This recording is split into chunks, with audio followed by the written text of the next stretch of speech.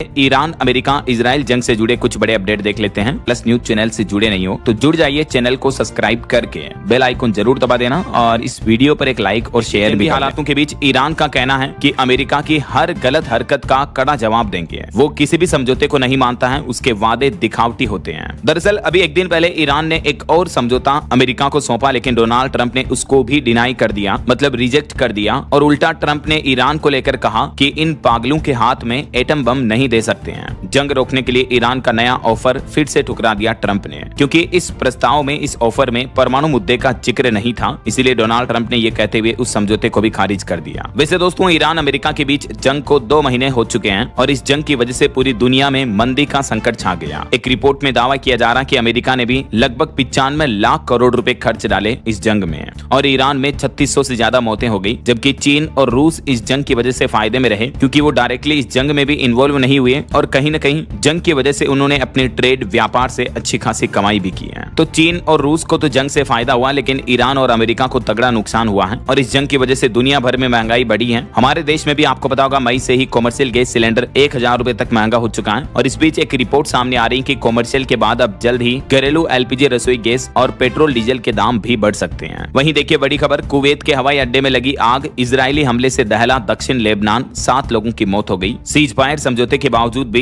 Israel Lebanon पर लगातार हमले कर रहा है और ईरान में भी एक बम फटने से 14 और सैनिकों की मौत होने की खबर है। इस बीच रूसी विदेश मंत्री से भी मिले ईरान के विदेश मंत्री अरागची, हॉर्मुज रूट पर भी चर्चा हुई। और इधर ट्रंप ने भी बड़ा एक्शन लिया। जर्मनी से नाराज हुए डोनाल्ड ट्रंप ने अपने 5000 यूएस सैनिक वापस बुला लिए। जर्मन चांसलर ने कहा था कि ईरान ने अमेरिका की बेइज्जती की, अमेरिका की प्लानिंग भी बेकार रही है। और लंदन पर भी हुए हमले के बाद अब चिंता बढ़ गई। गाजा प्रदर्शन पर सख्ती के संकेत दिख रहे हैं। इस बीच ब्रिटेन के प्रधानमंत्री कीर स्टारमर ने कहा कि उकसाने वाले नारों पर एक्शन होगा। हाल ही में लंदन में 2 यहूदी पुरुषों पर जो हमला हुआ, उसके बाद इधर भी तनावपूर्ण माहौल देखने को मिल रहा है। और वहीं ईरान अमेरिका जंग के बीच हॉर्मुज संकट और गहराता जा रहा है। ईरान ने जो नया प्रस्ताव भेजा, ट्रंप बोले कि हमें ये मंजूर नहीं है। इधर अमेरिका और यूरोपीय संबंधों में भी अब दरार बढ़ रही है और ऐसे संकट के हालातों पर एक चौंकाने वाली रिपोर्ट सामने आ रही है कि हॉर्मुज संकट का असली असर तो अभी बाकी है। एक्सॉन के सीईओ ने यह चेतावनी देते हुए कहा कि तेल कीमतों में अब और बड़ा उछाल आ सकता है, क्रूड ऑयल और महंगा हो सकता है और दुनिया भर में त्राही त्राही मच सकती है हॉर्मुज के असली असर के बाद, क्योंकि उनका कहना कि असली असर तो अभी बाकी है। वहीं इधर अमेरिका के राष्ट्रपति डोनाल्ड ट्रंप प्रशासन ने पश्चिम एशिया के 4 देशों को $8.6 अरब